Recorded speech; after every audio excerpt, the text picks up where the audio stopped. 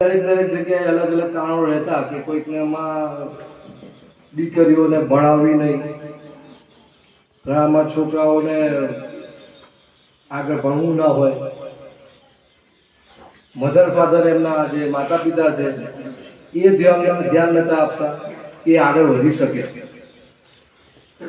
એ વસ્તુ સરકારના ધ્યાન પર આવી અને એના પછી સરકારે આ વસ્તુ અટકે એના માટે અથાગ પ્રયત્નો કરે.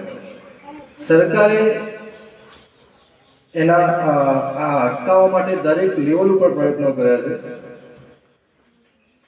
એ માટે મફત પુસ્તકો, પાઠ્યપુસ્તકો, શિષ્યવૃત્તિઓ, ગણવેશ જે હોય છે આપણા એના માટેની સહાય, જાત જાતની સ્કીમો સરકાર લાવી છે જેથી કરીને બાળકો શાળામાં આવતા રહે અને એમનું એજ્યુકેશન સ્તર વધતું રહે.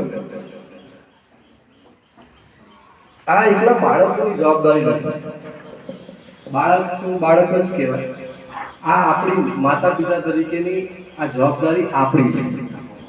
આપણે આ વસ્તુ પર ધ્યાન અને ફોકસ કરવું જોઈએ. કાલ ઉઠીને તમારા બાળક ભણશે તો એ આખું ઘર ને આખું કુટુંબ, આખું ગામ અને સાથે સાથે આખો દેશ આગળ વધશે.